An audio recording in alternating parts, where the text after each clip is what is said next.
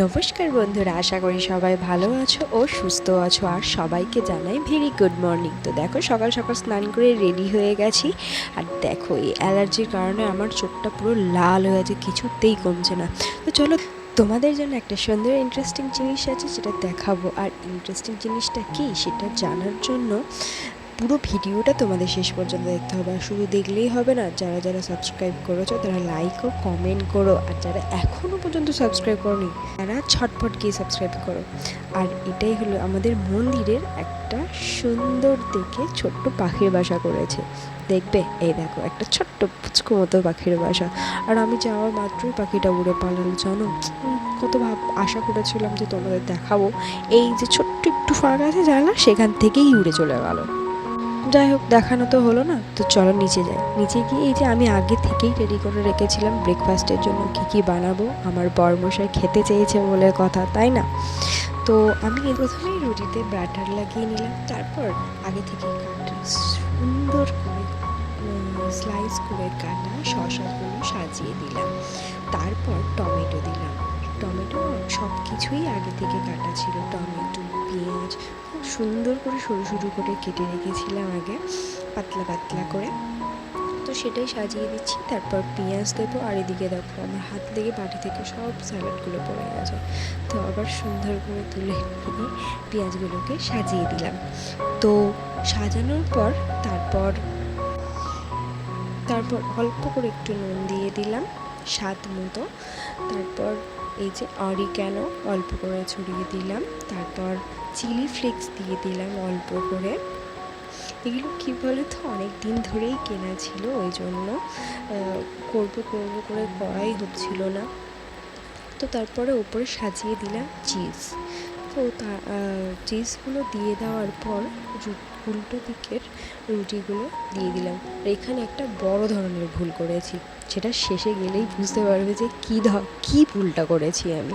তো এখানে আর একটা ভুল করেছি। ফার্স্ট টাইম করলে যা হয়, তাই না? চাটুতে আমি একটা না দিয়ে আমি তিনটে, আমি ঢাকার দেওয়ার মতো কোনো জায়গাই ছিল না আমার কাছে। যাই হোক, একটা একটা করে দিয়ে দিলাম ওদিকে। আর তোমরা চাইলে না অনেকে এটার উপর আলুও দিতে পারো।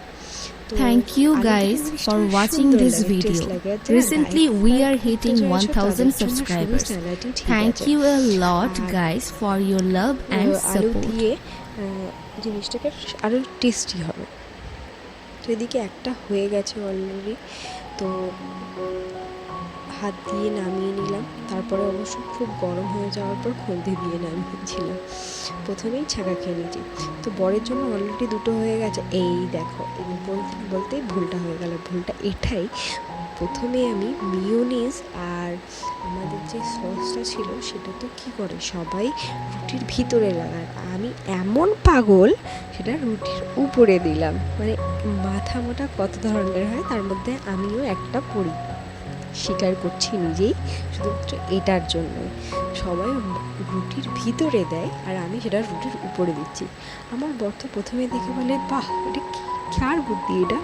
তো যাই হোক, আমিই করেছি মানে আমারই হবে। তো এদিকে বরকে দেবো বলে দুটোই দিয়েছি, দেবো বলে সাজিয়ে নিয়েছি প্লেটে। তো এবার বরকে দিয়ে আসি। দুটো করে বরকে দিয়ে আসতে গেছিলাম। আর তারপর এসে আমিও খেতে বসে পড়ে গেছিলাম। আর মা তখন স্নান করে পুজো করছিল বলে মা খায়নি, শাশুড়ি মা।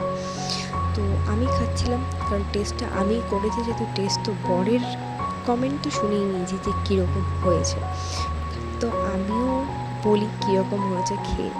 তো ভালোই হয়েছে, খুব একটা খারাপ হয়নি। ফার্স্ট টাইম হলে আর কি যেমন হয়, তো বেটার হয়েছে, খুব একটা খারাপ হয়নি, খাওয়া যাবে, ঠিক আছে। ফেলে দেওয়ার মতো তো হয়নি জিনিসটা। আমার কাছে খুবই ভালো লেগেছে। আর তোমরাও বাড়িতে এরকম চেষ্টা করতে পারো। নতুন নতুন জিনিস ব্রেকফাস্টে এই একঘেয়ে জিনিস খাওয়ার থেকে মাঝে মাঝে এইসব জিনিসও ট্রাই করা অনেক ভালো, তাই না? তো খাওয়া দাওয়ার পর রান্নাটা চাপিয়ে দিলাম। মাই করে রান্না, আমি জাস্ট নাড়ানাড়ি করি আর কি, খুন্তি।